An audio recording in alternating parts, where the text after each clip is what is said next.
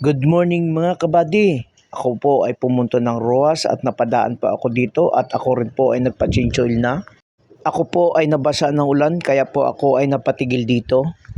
Kumuha na ng pan-change oil ang mekaniko at sabay upo at nilagay niya po ang change oil.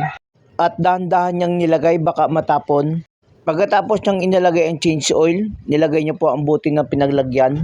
At ibinalik niya po ang tornilyo ng pinag-alisan ng change oil.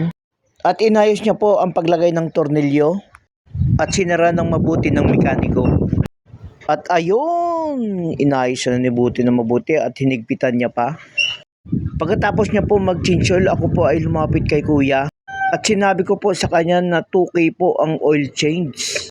At yun naman po ang ginawa ng mekaniko.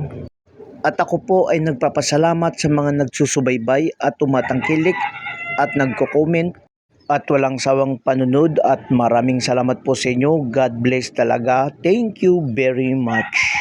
I love you talaga po sa inyo.